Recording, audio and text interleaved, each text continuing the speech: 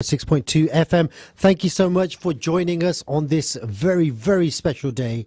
Today is the day that the World Cup 2022 in Qatar officially begins. The first match kicks off in exactly 1 hour's time between Qatar and Ecuador.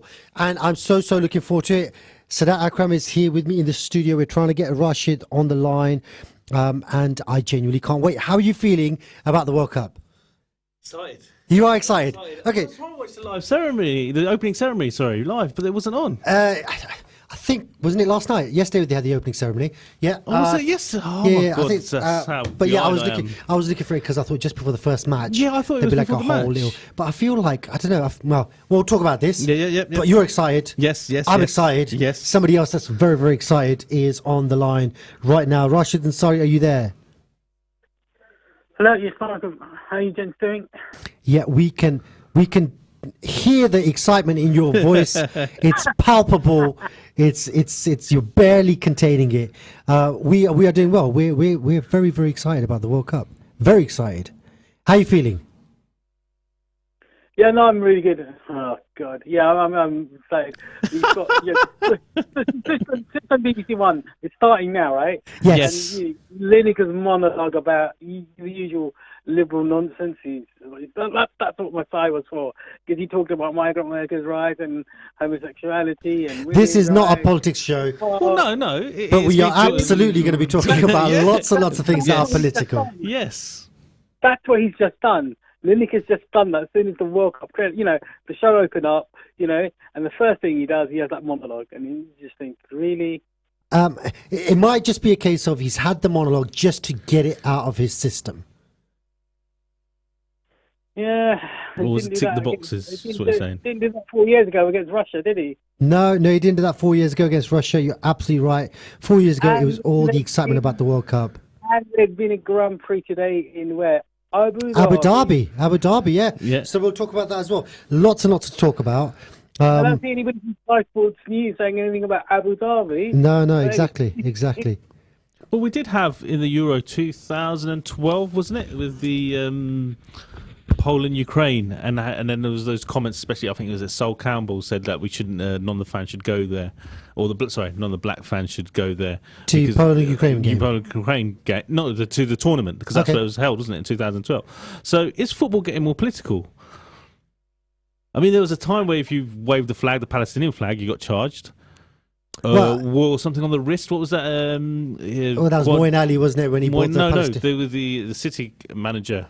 Pep Guardiola. Okay. He had something as well. He wore something on the wrist. I can't remember what it was. Political statements generally have been banned. But listen, I mean, I don't want to be that show that just goes all political. We are going to talk politics. Absolutely, we're going to talk because they've brought it up so much. We are going to talk politics. This show is going to be definitely dedicated quite a lot to the politics of sport, particularly the World Cup in Qatar. But just before we go down that slippery slope, can I just say I watched a program last night. Yeah. Rashid, I think you might have seen this. So that you might have seen this as well. It was called Ronaldo, the Phenomenon. No, not CR7. Oh, right. Okay, sorry. Ronaldo, the Phenomenon. Sorry. Yes, okay, I apologise. So this is a 90-minute documentary about the run-up to the 1998 final of the World Cup, where he had a seizure and a fit, and he was absolutely not fit to play. And then his injury problems over the next 2-3 years, and then his comeback in 2002, and his performance in the World Cup final. Rashid, have you seen that? I vaguely remember seeing that a few years back, yes. But you do remember, you know the story, right? You know the story. I was watching the Messi documentary last night, by the way. All right, so I gave that one a miss. I gave that one a miss because I wanted to see the Ronaldo one. Just because Ronaldo ahead of Messi all the time. Well, I remember, and Rashid, I mean, you'll remember as well. We watched the World Cup together, didn't we? Pretty much, we were at university at the same time. 1998, 1998, and Zidane scored 2 goals. And at the time, I was not a Zidane fan. I was all about the Brazilian team and Ronaldo carrying him on his shoulders. And when they lost in the final, 2 goals from Zidane, 1 from Petit, I think it was. I was distraught. I was so gutted for Brazil. And then just the next 4 years, the journey over the next 4 years, I was following Ronaldo's journey because he was in and out of rehab. He had a patella tendon which is ruptured, and he had surgery on it, and then he had another surgery on it. And then he came back just in time for the World Cup, not match fit. pretty much goes into the World Cup and scores. Was it 2 goals in the final against Oliver Kahn? Against Germany. So that's really whet my appetite for this World Cup. So I want to start the show by asking you, Rashid, describe your most memorable World Cup and why it was so memorable to you. I would say the 2006 World Cup for me was the most memorable one. Cannavaro? Yes. The Cannavaro World Cup, yeah.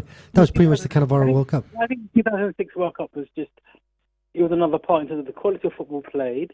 That was that. Remind me, where was that held? The 2006 World Cup. 2002 was Japan, South Korea. Japan, South Korea. We had a World Cup in It Japan. wasn't South Africa, Korea. was it? South Africa was 2010. It was held in Germany. Oh, Germany, okay. And that's what it was. It was held in Germany, so the cool weather actually suited a lot of the European teams Yeah. a bit better to play. But I just thought the quality of football, that entire World Cup, was really outstanding. What was And I thought the And the semi-final, there were some really iconic games, but I thought the semi-final was in Germany and Italy, where Italy, beat the favourites Germany 2-0. It was just one of those games which is end-to-end, non-stop, high-quality game, and the Italian defence held out against the Germans, and they actually beat them, really well, quite comfortably in the end. It was 2-0. And then who was the other semi-final? The other semi-final was France, wasn't it? Was it France-Portugal? Yeah, because France lost in the final, didn't they? Yes. To Italy. Yes. Italy just nullified them completely. And I remember the quarter-final game between France and Brazil. Oh, wow. I remember Right. There was an iconic moment. And that iconic moment was, it was just 2 in the end. France took the lead 1-0, and then it was Brazil were really trying to chase the game. And there was one point you had Kaká and Ronaldinho and going for a ball, which Zidane had. And Oh, hang on. Yeah. So Zidane, that's the Italian. Is that the one with the headbutt? That was in the final. That's the final. Oh, That's the my final, God. isn't it? He got sent off. So so this is, oh my God, the memories. So that where were you when Zidane got sent off in the World Cup final? I was in the living room. You obviously watching lived in that. watching. I mean, you remember that World Cup? Yes, That's yes. absolutely iconic. But you remember that the one bit I was talking about was when you had Kaká and Ronaldinho trying to get on top of Zidane. Yep. And the ball falls out of the air. He flicks it up, flicks it over them both, and then both go for the ball. They miss the ball. He flicks it over, and he just dribbles away. And you have the commentator purring, and he goes, Look. "Oh my God, there's the king!" Yeah. And the heir to his crown. And then he goes to commentate. I remember it was Drury. He turned around and he goes, "Please don't retire, Zidane. Please don't." Yeah. retire." And listen, I mean, I remember the round of 16 game. I remember the quarter-final, and you're right, the semi-final as well. He was majestic in the semi-final as well against Portugal. But the number of times I've said this over the last 15 odd years, if you want to see a player at the absolute pinnacle of his ability and be completely dominant in a game surrounded by superstars, watch Zidane versus Brazil quarterfinal 2006. And there's YouTube videos that are like 10, 12 minutes long, and they will do the whole game, but pretty much every time the ball goes to him, it's a different level. The game goes into slow motion, and he's just so control. It's a quarter-final of a World Cup. It's Brazil-France. It was Brazil-France, was it? Was it Brazil? No, it was Brazil-Germany in the previous final. It was Brazil-France in the 98 final. So these two teams have got history. These two teams are genuine contenders. But Brazil-France, quarter-final, 2006, absolutely right. Really, really good shout. So that, I want to bring you in now. Tell me, what is Italia 90? Yeah. Okay, so Italia 90, I think, Rashid, was that the first one you remember, or do you remember 86? I barely remember 86. 90 was the first 90 was the first one, probably. For me as well. One, yeah. Italia 90. It's the Baggio, isn't it? We were Baggio. Italia 90 was the first superb. World Cup that I really got into the World Cup. I remember that So run. tell me about it. The run from Knija against Cameroon. Was it Cameroon? Yeah, and they're trying to hack him out 3 times from the halfway line. What a run! That was challenges. basically 3 red cards. Yeah, basically, 3 red cards. Oh my God! that was GBH what they tried to do on it. That was my first ever WWE sort of like viewing. He's smashing him out, and he ran past It them. was He absolutely- lost his shoe, I think, on the second channel, and the third shoe they just thought, what's going on here? This is how you do it. He told the other two players, "You're knocking someone down. This is how you knock them down." It was superb. And then obviously that was the Gary Lineker, the Gazetteers, wasn't it? I Oh, the believe, Gazetteers, yeah, in the Lineker giving semi-final, the- yeah. So Yeah, the but Platt do you goal, remember- the David Platt goal. Wow, what a goal that was! Skilacci top scorer. Skinati top scorer. Oh my god! So Yeah. that was Firstly, Cameroon beat defending champions Argentina in the first game.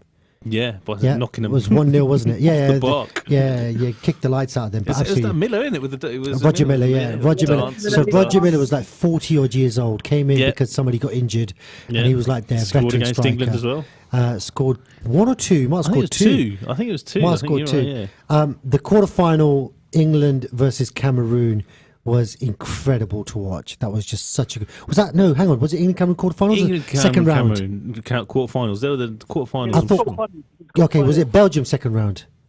Yeah, Belgium second round. So the Platt goal was England Belgium second round.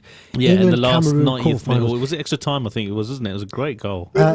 Do you remember the? Did you? I mean, do you remember who you were supporting in the England Cameroon game? Be honest. Oh, England. Really? Yeah. Obviously. Football wise, it's So look, I mean, I'm a massive England fan. I genuinely am. Even this World Cup, massive England fan. But that game, I remember thinking, you know what, Cameroon, underdogs. it would be good. No, it was. Yeah, it was. Let's say I wouldn't have been devastated if Yeah. Cameroon won. But yes, you can't go on England. But you were quite, in awe of Cameroon, where they've come from, and to get to that stage, and you thought, wow, this is a team playing together. They haven't got the greatest of skills. I mean, 40-year-old up forward, Roger Miller, yeah, 40-year-old, yeah. right. But they played so well. Yeah, they did. Oman Biek, I remember. But He in was a today, good if they player. were to play today like that, they wouldn't have more than 5 players on the pitch. Oh yeah, he was playing like that. Rashid, thoughts on Italia '90? Yeah, no, it was a fantastic tournament, and it was like the first, major football tournament I remember watching properly and really got into it. And you have clear memories with it. Like I said, it was brilliant. The first game was hilarious. But tell me, remind me something, Rashid. Like the '86 World Cup was the Diego Maradona World Cup, right? That was the hand of God one. The wasn't hand it? of God, yeah. But the 1990 Maradona didn't. Was he injured? Was he just Well, off? Maradona played, but Argentina weren't as good. It was a Lothar Matthäus tournament. It was Germany under Lothar Matthäus. Yeah, but what about? I mean, because Maradona came back in '94, and I know he got done for drugs in that tournament. Yeah, But he looked like a world beater again in I did. '94. Until he came to the camera and his eyes were wide Yeah, open. but what happened in 1990 though? Because he had like pretty much no impact, or I didn't feel like he did. He did. They did. He did help. He did help, and he captain marshaled that team to the final. But in the final, they lost 1-0 to Germany with the penalty by Bremen, wasn't it? And that was it. They just weren't. Germany had grown as a team. Germany had got better. Argentina didn't actually. They just relied too much on Maradona. Yeah, they relied on Maradona and can he just pace. And that was it. Rashid, who was my all-time favorite player when we were at university? Matthäus, wasn't he? That's it. Yeah, I had a number 10 Matthäus shirt. I was a big Holland fan. You boys bought me one, didn't you? Yep. I think for my birthday, these boys bought me a number 10 Matthäus shirt because I was mad about the guy. Just sensational player. And you're right, it was the Matthäus final. And this is the thing about World Cups, isn't it? Like, you have a player that stamps his name on a particular World Cup. You said 2006, and I straight away said Cannavaro. I think he was World Player of the Year that year as well. And as It was the other one, the one that played left back. Flipping, not Cannavaro. What's his name? What about the incident? Okay, sorry, while you're thinking about that, with the Holland and Germany with the spitting in the hair. Was that the Euros or was that the World Cup? I think that was that the '90 World Cup. That was the night World Cup, because I was a big fan of Ruud Gullit. Ruud Gullit was my player. I the thought German guy, Voller. Voller. Rudy Voller? No, it was Rijkaard and Rijkaard Muller, and Voller. yeah, who got in there. But it was Rijkaard who spat in his hair twice or something. It was disgusting. And they kept showing it slow motion, the spit going. Yeah, that was disgusting. That was absolutely disgusting. You're right. And the ref didn't see it, and he got away with it, didn't he? It's just I mean, especially like now, post-COVID. Oh yeah! Oh my God! VAR now as well. If they saw that, then just imagine ref come up to the screen. It was Clear and obvious error. It was Cannavaro, Rashid. Can you imagine troll football right now if they did that? What like troll football would do that? Yeah, I mean, but look, there was things that you got away with them days that you don't get away with now. The other thing I'll say, like, you know, with just going back to the Cameroon. Sorry, my mind's going a bit all over the place, but with Cameroon, like, I think we were influenced then by the constant belittling of African talent in the 1990 World Cup, because that was a different time. And the commentators were quite belittling. So for Cameroon, a random country in Africa, you know, competing in a World Cup against current holders Argentina, who are just so superior. And then for them to lose 1-0, like right now, it wouldn't be a shock. Like, it wouldn't be a shock because, you know, the teams from Africa, the likes of Senegal and Ghana and Nigeria and all these, they know how Pele, you said Nigeria will win the World Cup within the next certain amount of years. I can't remember, but that was a while ago. But they're well organised. They've got before the 19th World Cup, they said they would win it in like 20 years' time. Yeah. Within 20 years' time. No, but what I'm saying is, okay, maybe winning a World Cup is like that's asking a lot, but winning a random game against a top 5 ranked team at a World Cup, if you've got a team that's physical, they can run for 90, 95 minutes, strong, they're tactically aware, they've got a coach that's going to set them up properly, they can defend in numbers, play to your strengths, and maybe nick a goal like Greece did the Euros, didn't they? They won the Euros. Yeah, they were did nothing. every single game. There wasn't a single special player in that team, but they were all organised, well drilled. Maybe Christios moves that probably right. I would say I was cheering Cameroon more on than Greece, to be honest. Their but football as an was much example, better. I know what you mean. But they weren't complete because Cameroon weren't completely parking the bus, shall we say? As Greece was. Absolutely was, Cameroon, something special. The game that Cameroon beat Argentina in, there was literally no positional awareness whatsoever. It was like, if they come, let's kick them. Yeah, you miss that ball, you get them. And let's all get around the ball and try and score. But Roger Miller, you're right. He was, for me, I mean, Roger Miller and Toto Schillaci as well. Another one, quite elderly player for Italy at the time, scored a number of goals. Was that the also the end of Baggio? Because he was a big name, but he missed a penalty, didn't he? And he got no, that wasn't the end of Baggio. No, that was the beginning of Baggio. Off that penalty miss, he got big. Yeah, he got completely rinsed. In '94, he missed a penalty in the final. I remember Baresi. Oh, was it '94 he missed a penalty in the final? It was the final. I remember him missing the penalty. That must have been the final. In '94 he missed the penalty. Yeah. In 1990 he scored that stunning goal against the Czech Republic or whatever, Czechoslovakia or whatever it was. Well, he wasn't the only one to miss a penalty in '94, was he? I remember but he was the Shirley poster boy, wasn't he? But yeah, Baresi missed the penalty. But in '98 he had his redemption, didn't he? He scored a pen for Italy in '98. Baggio did. But yeah, no, you guys are right. Yeah, but yeah, those World Cups are something different, aren't they? It seems like, could you imagine right now the foul that Cameroon committed?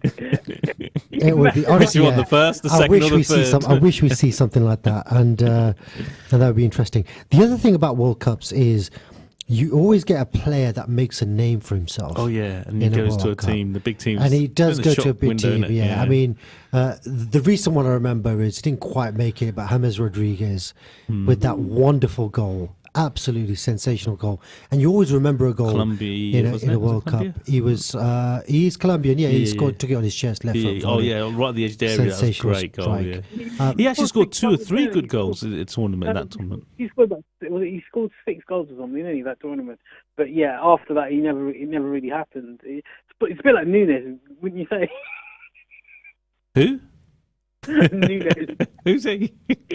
I don't know. I'm sure he's talking about Darwin Nunes for Liverpool. Oh, the guy he scored 2 goals. Rashford. He scored 2 goals, didn't he, against somebody last week? He's got more than any one of your strikers, right? It's a wind-up, chill. Man. Oh, right, okay. I thought we were actually referring to stats. Sorry. One other thing I wanted to say, like my son, he said to me, he goes, so I've got this. I've got to put this on the thing. Yeah. Where's my camera? I've got this thing. I've got the Panini sticker book. Rashid, you can't see this, but the FIFA World Cup Qatar 2022. I've been looking for this, and I'm sorry. Again, we have to go into the politics. I've been looking for this. Previous World Cups, I couldn't go halfway down the street without literally seeing these at every single shop. every single Stickers will shop, be at the front every counter. petrol station, on the counters. Yeah. You'd go to your local Tesco Express, it'd be there. You'd go to your corner shop, it'd be there. I've been looking for this for about 2 weeks, and I've had to go into Asda today, into the magazine section, and find it because I wanted the sticker book, and I managed to get this. But it's really, really hard to come by. But the reason I bring that up, There we're are going to refer to this in a while. other stores out there. Other stores out there, yeah. The reason I bring that up is because my son said to me, he said, which sticker do you really want? And for the first time, I think, in any World Cup, there was not a single standout player for me. Genuinely. There was not a single standout player that I was thinking I really want the sticker of. We've gone to put past the into the Ronaldo book. and Messi days. So I think we've gone past the Ronaldo Messi days. I feel like that. I feel like we've gone past them. So not Mbappe or Vinicius. Well, this is it. Neymar. Maybe Mbappe, but I just feel like with his extracurricular activities with the club ownership, and he just I don't know, he's in the news for the wrong reasons. And as much as he's a phenomenal footballer and a force of nature, no. Be honest with you, in England, like we did get Jack Grealish, and my girls were like, "Oh, we got Jack Grealish," and I was like, "He's rubbish." But he's famous, right? He's the golden boy of English football. And He's everyone's the like, yeah. new Gaza. Sorry? He's supposed to be He's supposed to be the new Gaza. But go on. Rashid, first you and then Sadat. Rashid, the one player whose sticker you would most like to get in an official Panini licensed product. Ooh. Well, if it's English, I'll say Bellingham, wouldn't you? You want Jude Bellingham. Oh, no, good shout. I can get excited about Jude Bellingham, to be fair. It's going to be his World Cup. And then, Not okay. Kane's. No, forget. See, that's the thing. I don't want Harry Kane. Do you want Harry Kane? No, I reckon if anyone in England... Do you want the Harry Kane sticker? I can't remember any... I can't think of any stickers now that I'd want, to be honest, the same as you. Do you want Anthony? Even any bit of Ronaldo that I might have liked after the interviews, you're thinking, yeah, maybe not. Yeah, I think following the interview. Listen, we've had a comment in from Raf Mohammed saying the World Cup coverage started at 3 p.m. BBC have been bashing Qatar for the last 20 minutes. And he said Kane is truck. You will have nobody disagreeing with you with that in this studio. Hang on, England's leading goals. Thumbs up. Yeah, Ali's Hang on, agreeing. he's England's leading goal scorer almost, isn't he? Has he surpassed Rooney? All right, so Or he will be. let's do the first question first, then we'll come back to this. Remind me. But which sticker do you want most, Rashid? What sticker would I want probably most right now? Probably, I'd say Vinicius Junior. That's not a bad shout, to be fair. I can't give a Not name. Neymar, right? You wouldn't want Neymar. No, I want Vinicius Junior. I think he's going to be the I star. couldn't give a name. I really You can't say couldn't. what, No. KDB? Yeah, as good as any. Virgil van Dijk? No. Come on! I nearly got him. Raf Mohammed, thank you for listening. Listen, if you were to be collecting Panini stickers in your sticker book, what is the one sticker that you would most like? And this is the thing, I'm having You having like my trouble. sticker. Like, honestly, if you said last World Cup, I'd have said like Messi or Ronaldo, right? Yeah, like I said, we've gone surpassed that now. Was that 2018? 2012, it was probably still Ronaldo. It was still Ronaldo and Messi, yeah. Sorry, 2014. 2010, I don't know. I don't know. You who were pretty 2010. good. You had Rooney. Probably, Yeah, maybe Rooney. Yeah. Yeah. But 26. Schneider, that's what been 2010 about. Yeah. Harry Maguire is a shout from Raf. Raf Mohammed wants Harry Maguire more than any other player. Do you know what? Like, as much as we rip it, honestly, he's good for England. Honestly, he is good for England. He's better for England than he is for being for We've got- United. we've He's had got- more appearances for England than he has for United. It's so important for England right now out in Qatar because you need a fridge to keep everybody cool out there. Yeah, Hasnain, good shout. Rashid. Hasnain Ali Shabir says, I hope Southgate has the same vision as Ten Hag and puts Maguire up top. Love that. Great Well, bit of if they insight. need a goal in the last so minute, now why not? You were going to bring me back to something. What did I say? Bring me back to something? Good Harry shout. McCain's truck. That's right, Harry Kane's truck, yeah? Harry Kane, Yeah, yeah, so he's so- leading goal scorer towards so the tournament for England. Is he the leading goal scorer for England? Yes, he is. But what's your question? So how's he truck? How's he truck? Okay. You I'm gonna put- were supporting England, yes? I'm supporting England. Right, your hopes are, majority of it is on your attacking, your striker, Yeah. to get the goals, yeah? Harry Kane. Anything else, he's proven goal scorer. Okay. Rashid, are you hearing this? Yeah. See? See? So if he doesn't get you goals... Did you hear that? Yeah, did you hear that? No, because he knows that he painfully has to agree. But look, okay, so this is where I'm coming from, right? We've had the likes of Gary Lineker, Michael Owen, Alan Shearer, Teddy Sheringham, even flipping, I'd say Les Ferdinand, You must say Andy Coleman. Wayne Rooney, right? Wayne Rooney. All of these, genuinely, all of these strikers, even like players who didn't even start, like Ian Wright and Jermaine Defoe. These were strikers I'd get. Darren Bent, I'd get excited about Darren Bent, even if it's England, honestly. But Harry Kane gives me zero excitement. Really? Zero, honestly. If there's a half a chance he's there, I don't takes know. it. I don't He know. may not be the most flamboyant player, dribbling or pacey, or well, you know, he's not slow. What But happened- 20 seconds. 20 seconds till we go to the break, Rashid. 20 seconds before we go to the break. Just quickly, is Harry Kane truck? That's the basically yes or no? Say that again, sorry? Is Harry Kane truck? Yes. All right, we're going No, into a break. no. Guys, join us in 4 minutes and keep us posted on what's happening in Qatar World Cup. Stay tuned to Salam Radio after this short ad break. Looking for high quality and effective laser hair removal using best in the world laser technology? Here at the Beautiful Truth in Peterborough City Centre, we have the new Soprano Titanium Laser System.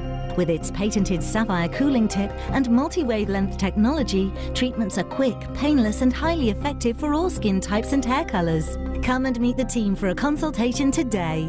The Beautiful Truth, 40 Cowgate, Peterborough. Call us on 01733 555540. Catastrophic floods in Pakistan have affected the lives of over 33 million people. The death toll is rising, and the government has declared a national emergency. Our teams are reaching the areas worst hit with emergency food and humanitarian assistance. As the situation worsens, the people of Pakistan desperately need your support. Donate today by visiting muslimhands.org.uk.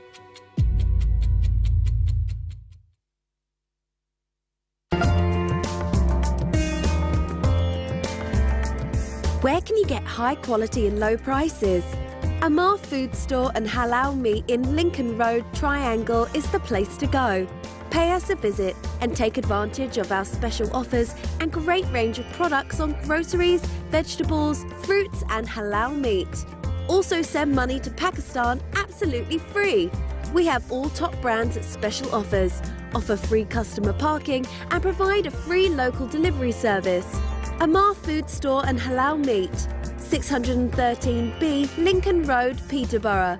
Call us on 01733 687 374. High in quality, low in prices. Do you own a restaurant or takeaway? Cater Fair is an expert supplier of new and used commercial catering equipment. Visit caterfair.co.uk for quality equipment on sale at the lowest prices, or call us on 01733 310 115 or visit us at 11 Royce Road, Fengate, Peterborough. हाँ जी जनाब आज तुसने किया 12 बजे वे जरा family की बाहर खड़ना चाहना या खिलाने पिलाने से सोचना कुथे जाओ इस च परेशानी वाली केड़ी गल है इब्राहिमी बफे रेस्टोरेंट पर जाओ उते फ्री पार करो उन्होंने मजेदार ते स्वादले पाकिस्तानी इंडियन चाइनीज ते इटालियन आय आय आय आय खाने ना ते जोड़ी कोई नहीं नाले सस्ते ते स्वादले ए तेरा अक्सर इसका मतलब है बटवा भी नहीं होला होनेगा Ibrahimi buffet restaurant variety of delicious dishes के अलावा जेलाटो आइसक्रीम एंड वॉफल्स भी करते हैं वीकेंड्स पर अपना टेबल बुक करवाइए और वीकडेज तशरीफ ले आइए ओपनिंग आवर्स शाम 5 बजे से रात 10:30 बजे तक Ibrahimi restaurant 63 Sycamore Avenue Peterborough PE1 4JP telephone 01733 313131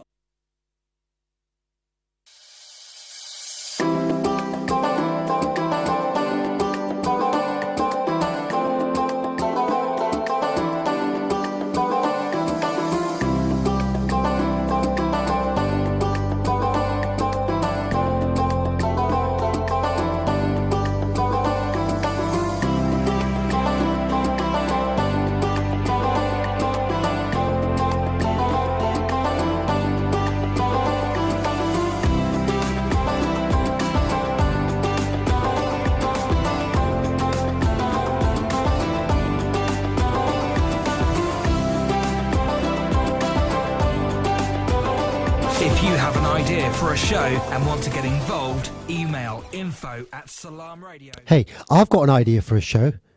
I'd quite like to get in touch with info@salamradio.co.uk and tell them an idea for a show. How about this for a show? Go on. Salam Sports for 1 month only, coming out on the evenings, talking about the games that happened during the day, particularly England. Are you England in? games. We've done this before. We've done it before. We did it during Russia World Cup. Should we do it again? Yeah, I think we should do it again. Ali, can we get on? Every night, Ali's giving us a thumb up. Ali says, I've got to ask my dad. I think we've got to talk to the powers that my be. dad. A few more comments come in. Raf is saying, proven goal scorer, yes, just not when it counts. It's a bit harsh. You haven't seen Sadat play recently. He's talking about Harry Kane. Right, okay. And then Hasnain Ali should be... often get mistaken with Harry Kane. Yeah, and Hasnain is saying, Kane is a great player. He can drop deeper and turn into a provider. Okay, I'll give him that. That. Wow. Rashid, you'll give him that? Yeah, but to an extent. But is he better than what? Do you need? I mean, the reason why he drops deep is because he can't run. Is he better than him? But no, the question is he England's best hope or best striker at this moment? I think yes. Yeah, he's England's best finisher. Yeah. Yes. So that's it then. I You can't pick up Neymar or Ronaldo or Messi, can you? Because they don't play for England. But no, the problem is for England is you can't bet on Ivan Toney now, can you? I bet you can't. I see what you did there, Rashid. Yeah, no, Ivan Toney. But even then, Ivan Toney would never be starting ahead of Kane just because he's had no experience in the white shirt of England and he's not scored any goals for England. So you're not going to start a World Cup with somebody who's just coming in fresh. At most, Ivan Should Toney he be could taken just for the experience, the same they did to what's his name? I can't remember now. Theo Walcott way back when, when he was 16. Yeah. Took him take for the experience when he's 16 and then didn't take him to play when he was 20. Yeah. So, that's a bit weird. All right, listen, I did promise we're going to come back to this. So let's come back to this. Yep. What is the media's agenda against Qatar, man? What is it? Look, let's ask the question. Is it right? Is what right? The way they're pointing out all the migrant issue, the LGBT issue, any other issue that they believe that, the culture doesn't meet with the Western culture, should they be pointing it out? Okay. Rashid, is it right that the media's calling out all these non-football related things? No, it's just utter hypocrisy. The worst kind of hypocrisy is liberal hypocrisy, right? Because Easy, but I'm a bit of a liberal myself. You know who they are. You know what they do, right? You know what they stand for. So they just got open and honest about it, like Trump and his lot, right? But those that are all the Linekers and all the leagues of the world and the BBC, they all the Guardian Easters and whatever. They all try to make out they're very open-minded, tolerant, respectful of everybody and everything, right? When the reality they isn't. They follow a particular secular liberal paradigm, and if you cannot confine on it, they just literally will just keep going after you and trying to grind you down. Now, Qatar maybe shouldn't have got the World Cup. I agree. It has no footballing history, right? But for whatever reason, they were able to get the World Cup.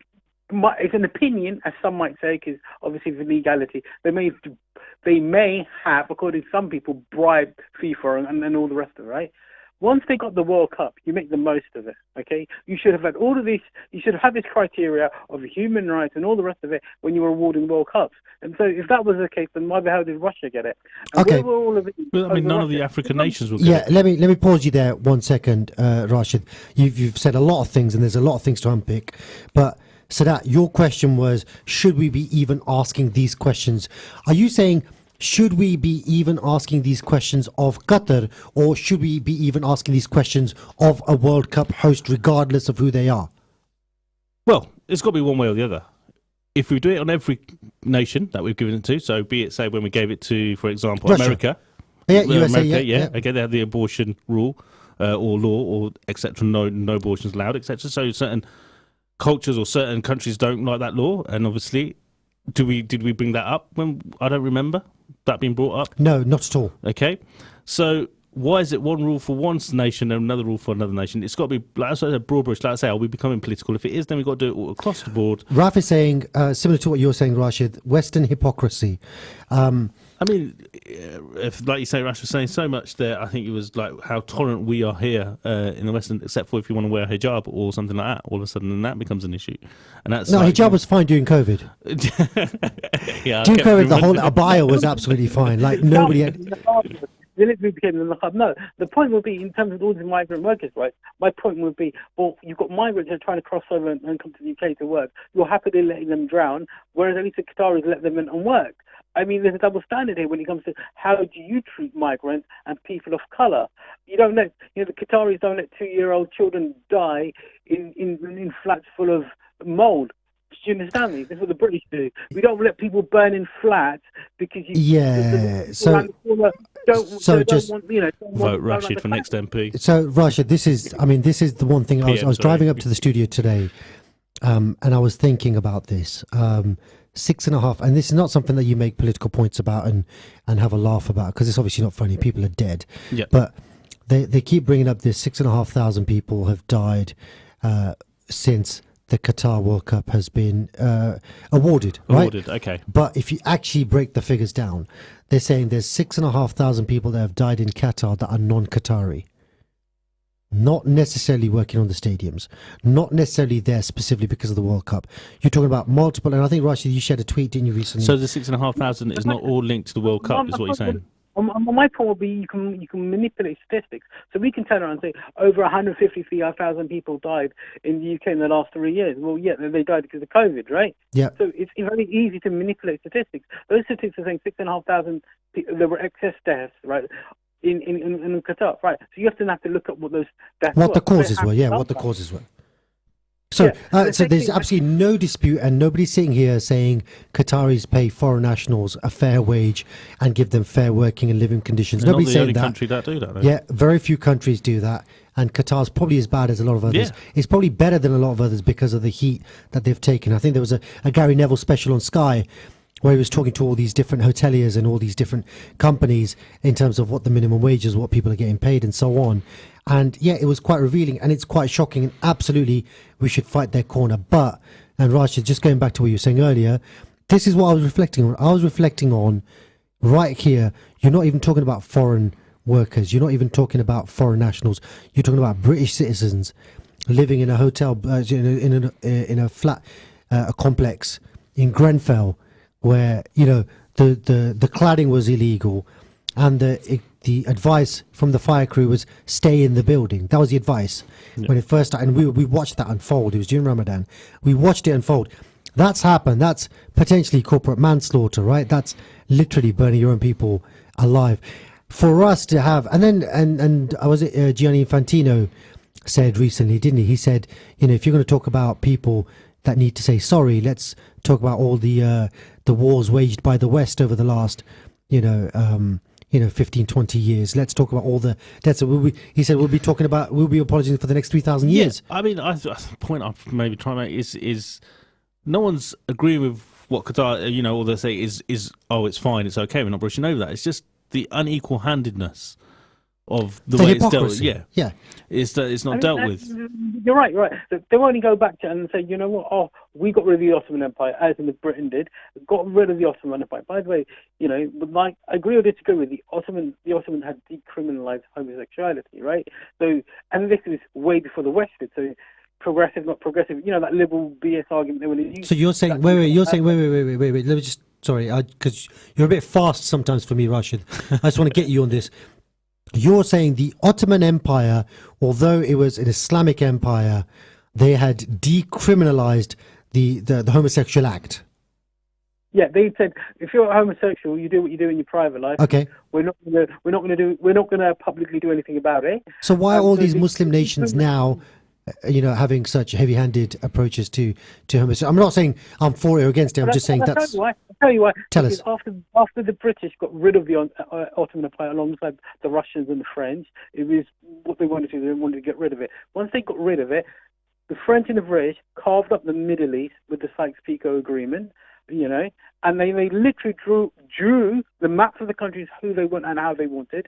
So Jordan, you look. Okay, yeah. There are very straight lines on those borders. I've seen that. Yeah. Then what they then did, impose dictators and family regimes who they don't want it. At the House of Saudi, for example, in Saudi, it's the British, and then eventually the Yanks took over after the Brits of the Second World War in terms of how they want the Middle East to be run.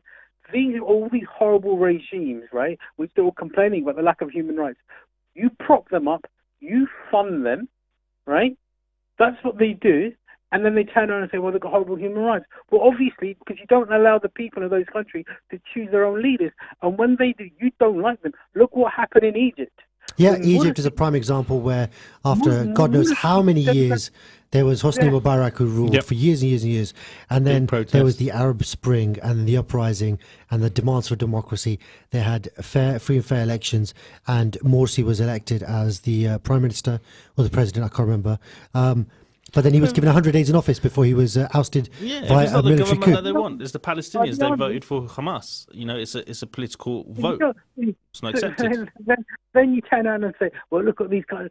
Well, hang on. You oppress those people. You install despotic, horrible regimes. Those regimes are corrupt. So I just want to be Russia. Then bribe themselves to win World Cups. Allegedly. And complain even more. Allegedly. Yeah, Russia. We've got to be careful with what we say. But let's just be absolutely clear. We are not for 1 second saying that we support the way the Qataris treat their foreign workers. We're not saying that at all. We're not for 1 second saying that the deaths of foreign workers working in Qatar to build these stadiums is justified. Absolutely, it's not. What we're calling out right now is the double standards, like you said. Like, where was the uproar? But I will also say this. There's more freedom of speech in Qatar than there is in this country, because at least Qatar have Al Jazeera. Al Jazeera is critical of everyone, right? Oh, yeah, and here you've got the BBC, who is very, pro-establishment, absolutely. The government, the news channels the establishment. So, with all due respect, when they talk about freedom and rights and whatever, I would turn around and say, well, would you rather have Al Jazeera or the BBC? Yeah, no, that's a very, very fair point. I mean, Al Jazeera did the documentary on the Labour Party, and they released those 3 or 4 episodes, didn't they, about a month ago, and they've not been picked up by any major media outlet here in the UK, and it's talking about UK politics. By the way, I'm not saying Qatar's perfect, because it's not, but it's the least worst regime in that part of the world. I've been to Qatar. I absolutely loved it. I spent 5 or 6 days there with the family a few years ago, and we went to the Museum of Islamic Art and History, and it was phenomenal. And the way the country's built up. I've been to Dubai as well, and it's not quite Dubai. Dubai to me feels a bit soulless. Qatar feels like there's a genuine history, good mixture of culture, really, and exactly modern. that, exactly that. The other point we'd say is this, and then the hypocrisy of the British, especially the English, is this: what you all hating Qatar, and you're saying Qatar horrible human rights. So then, why the heck have you allowed the Saudis to buy Newcastle then? Why do you allow the UAE to buy Man City? Yeah, especially Man City. But even bringing it, even like you like the money when it suits you, don't you? Yeah, and I said the same thing about the Live Golf Tour. The Live Golf Tour splitting up the top golfers in the world and paying them ridiculous amounts of money to play on their tour as opposed to playing on the PGA Tour. And best players in the world, massive payouts. You're talking about, $50 million, $100 million just to sign on to the tour. And people are saying human rights. That's fine. They're right. The Saudis have got horrible human rights. But let me just finish, Rashid. They do have horrible human rights, and absolutely we should call them out. But before they had their own tour, the men and the women were going as part of the PGA Tour to go into Saudi to play their tournaments. So when they were paying money to say, have a tournament here, it was fine. When they set up their own tour, all of a sudden it's an issue. So it's, you can't have your cake and eat it. Similarly, Rashid, what were you saying at the top of the show? I was going to talk about Abu Dhabi. Abu Dhabi, there you go. And my other point would be, if Qatar's so bad and all the rest of it, right, and that part of the region is horrible human rights and anti-women and LGBT and all that, why the hell do half of these people all go to Dubai every year and sun themselves? The same laws that Qatar has, so does Dubai have, Abu Dhabi have. So why are you going to Dubai for? Are you not therefore then funding and propping up? Can I just say one more thing, Rashid, and this is something I read recently. Obviously, I don't follow it with a fine-tooth comb, so that you'll find this really interesting as well. Yep. So somebody was reporting out of Qatar, and they said, why are we making such a massive deal about LGBTQ and, you know, the fact that people are going to be clamped down on if a guy's holding a guy's hand and being affectionate in public in Qatar? Why are we making such a massive deal about that? Because it's the same whether it's a man and a man, or a man and a woman, or a woman and a woman. You can't it's show the the same. affection. Yeah. In Qatar, they have different sensibilities, right? They have a higher level of modesty. So public displays of affection, you Or can't be husband out and there wife. with your girlfriend snogging her away in a public Or place. husband and wife. Or husband and wife. Somebody's going to come along and say, look, we don't No do that living in here. sin, as they would say. Is that the term that used to Well, be? husband and wife, they're not, but it's like The boyfriend girlfriend. the thing. boyfriend girlfriend, yeah. So it's not an attack on gay people, because they're not saying if you're gay you're not allowed in the country. They're not saying everyone's if you're- welcome. Just stick Everyone to is the welcome, law. but do what you do your private business in your private Place, rooms, yeah. and whether that's homosexual or heterosexual, that's Yeah. completely your you prerogative. may agree or not agree with it, but that's the law in that country. Rashid, are you following this? Are you? And on top of that, You know, I agree. It's the simple saying they have here, over here, don't they? They like to tell lecture minorities, don't they? Yes. When in Rome. When in Rome, yeah. Sorry, go on to that. on top of that, no alcohol. So I was gonna wait for this. This is okay. So this is okay. Have the BBC mentioned that yet? I don't know, or whoever's showing it is. BBC, isn't Rashid, it? Rashid, you must have been laughing, right? Oh, absolutely. You know, You must have loved that. You Oh, must I have. So did. that you love that. Yeah, love that. yeah. Right. So this is where I stand on this. Right. One of their chief sponsors Yeah. is a beer company, right? Yeah, and they tweeted. they've waited. This is the thing. It's hilarious. They waited a week before the tournament kicks off to announce no beer in Was it a the week places. before? I thought it was just a couple of days. I thought it was just on Friday or that- Thursday. Was it Thursday? Okay, well, maybe Maybe 3 or I'm 4 wrong. days. Yeah, Yeah. yeah. So they wait for people to travel, but I absolutely love it for two reasons. Number one, I don't drink, right? So it makes zero Because difference. the to me. courts, haven't they? They've overturned it in Qatar because they were having a special area for where they can have that alcohol Yes. outside the stadium. Yeah. And the courts have overturned it and said, hang on, who do you think you are? That's not the law here. You can't have that. But they waited until the tournament, basically, like you said, all the fans are there. People traveled, yeah. So, but this is the funny thing for me is the people who are absolutely livid are the people who really enjoy a drink with their football. Yes. But at what point do you go, I ain't going to watch no football match unless I can I'll get get a drunk, right? No sane person would say that. That's a stupid thing to say. So even though they're mad, they're completely crazy, they're losing their rag, they can't say anything because it's like, do I want to watch football or do I not want to watch football? And then I just feel like all of these people have jumped on the human rights bandwagon as well. Whereas what they're actually annoyed about is they can't have a drink while they're out there. Go on. I said there's a comment from Raf. Sorry. As we saw at the Euro final, I mean, the English are so well behaved after they have a drink, don't they? I mean, Exactly. God. Exactly. They So- might actually remember the game. So Ralph said that France, Portugal, Spain, and Germany have all banned alcohol in stadiums, which is That's in stadiums, though, really, isn't really it, good point. obviously? Yeah, so you can get drunk before you go, you can get drunk after you go. Yeah. But this is a blanket ban. Junaid said alcohol is also banned in countries such. Oh, same point. When do they speak against them? Look, I just find that funny. I like it. I love it. As a Muslim, I absolutely love how ballsy Qatar are being. They're going all out there. They're saying we're Muslim. We're proud that we're Muslim. We're proud that we can build these state-of-the-art stadiums. We can get the whole world into our back garden to play the biggest spectacle of sport. Everybody's going to watch it, cry your liberal tears, and talk to us I about wanted to watch the human opening rights. ceremony as well. Sorry to cut you off. There was like the tilawat specimen. I just wanted to hear it because obviously when the Arabs do the tilawat, it's amazing.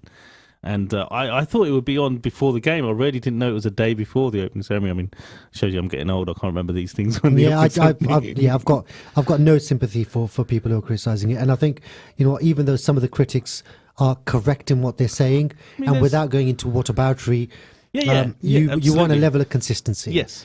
And if it's important for Qatar, it should be important for China. 2 Olympics have been held in China. Russia World Cup's been held in Russia.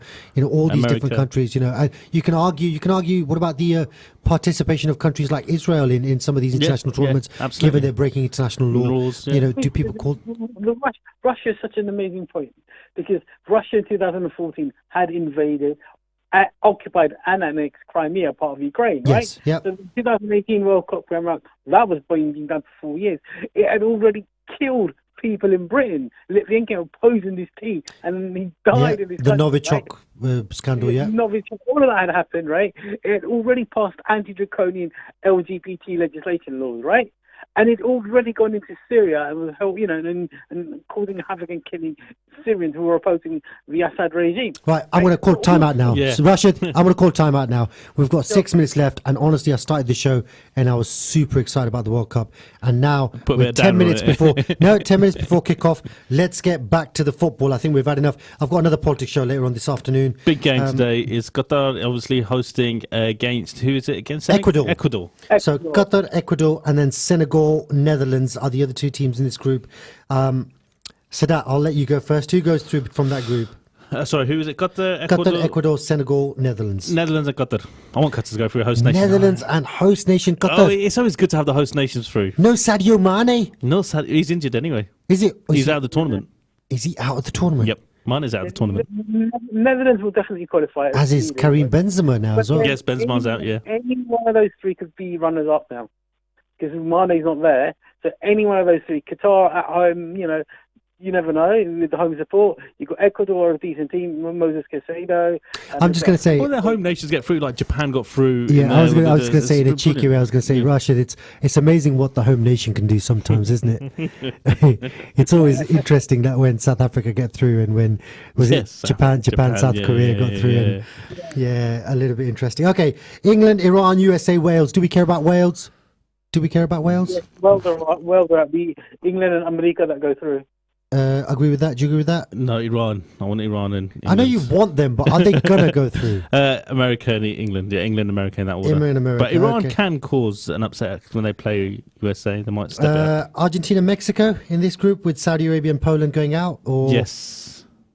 Right. Argentina will definitely. Argentina will flog Saudi Arabia publicly. To get the joke. And I think whoever's the number 9 for Argentina will be top scorer in the World Cup, because they're going to stick that 8, 9, 10 past Argentina. Just want to read a couple of comments out before we go on. Junaid says, I don't know if you've already mentioned, but the Infantino speech yet, we referenced that. Rashid saying, Akram Afif to score a brace for Qatar. Very impressed with your knowledge of Qatari players, Raf. And Junaid saying it'll either be well played Qatar or well paid Qatar. Love that. That's a good one. Okay, France, Australia, Tunisia, Denmark. I think France Denmark. Yeah. Do you know what? Denmark could actually beat France and top that group. Yeah, Denmark are looking really good. Some really good players. They've got Ericsson in there. They've got who's the other midfielder? Is Ericsson allowed to play for Denmark? I thought they had to thing because of his heart condition. He's playing for United. Of course, he's playing certain for countries Denmark. don't let him play, even because he's got a pacemaker. Ericsson's going to be there. And then they've got the Damsgaard as well. Yeah. Group E, Spain and Germany. I don't see anybody going past Spain and Germany. Costa Rica and Japan. Germany and Japan. I reckon Japan will adapt to the heat better. I'm going to play with a mask, right? But still, you still think Spain and Germany should have enough. Nah, Germany and Japan, that's The going to be my strength choice. in depth of Spain's midfield is just they're going to dominate the game. I'm man. going to go Japan. All right. I just got a feeling in my so bones. Japan or Spain in Group E, we'll keep an eye on that. Belgium, and then one of Canada, Morocco, or Croatia. Croatia. It'll be Belgium and Croatia. I just want Alphonso Davies to step up, man. He's my favourite player playing for a team that's not likely to get past the groups. Is that a sticker you were looking for as well? Yeah. I thought that I'd want Alphonso Davies the sticker. I would definitely want that. The guy's sensational. Brazil, Serbia, Switzerland, Cameroon. Ooh, Brazil and Cameroon. I'm going to go. That's wide open. That group is wide open. No, you expect Brazil to top that. Be Serbia. Because you think about it, the firepower Serbia have got, right? They've got Vlahovic and they've got Mitrovic up front. Oh, yes. I said I'd like Cameroon. I think Cameroon would be very interesting to see in the second round. Switzerland, they've always got a solid team. They always know what they're doing. They run like clockwork, don't they, Switzerland? Yeah. See what I did there? I think the heat's going to play a big part. Sorry. But I think that'll be an interesting one. Just to say, Raf Mohammed is with Sadat. He thinks Japan over Spain. Yes. So, yeah, Sadat, Raf, you're aligning your reputation alongside Sadat. You're a brave man. What are you trying to say? Yeah, you know what I'm trying to say. And finally, Group H, we've got Group of death, isn't it? Portugal. Yeah, wow. Portugal, Ghana. I think Ghana's probably the strongest African nation. No, that would have been Senegal, but yeah. But Well, without Mane, Mane, just thinking, And then Uruguay and Korea Republic. South Korea. That's South Korea, right? It's not North Korea, Korea Republic. That's South Korea. Of course it is. So Portugal, Ghana, South Korea, and Uruguay. Thoughts of that? Portugal. and Uruguay. I'm going to go South Korea. Not Ghana. Nobody thinks Ghana's going to... Okay, I'll go Ghana. Yeah. I was going to go Ghana. I hope I get Ghana in the sweepstake. I hope he's writing all this down, Andy. Look back there. Hey, you've written all that down? Good lad, he's written all that down. Listen, we've talked a lot about the World Cup and the politics and so on. I think we should just make a decision to say, you know what, let's switch off all of that and let's just focus I think we've done that a bit, yeah. Yes, focus on Yusuf Abdulrazak for Qatar. No, the Akram. I like Akram. Robert Arbeloade for Ecuador. And I'm just reading out random names from this book. I Akram got Frankie de Jong. I got Frankie de Jong from the Jong. Netherlands. That was so happy about it. I got more than what United got last summer. I was so gassed. Literally, I was so gassed. I got FDJ. That was a fantastic coup. But yeah, if anybody wants to buy me these Panini stickers, I am collecting. And it's been a lot of fun. But do follow us on the World Cup update shows throughout the month. And inshallah, we'll speak again soon. Assalamu alaikum. Islam.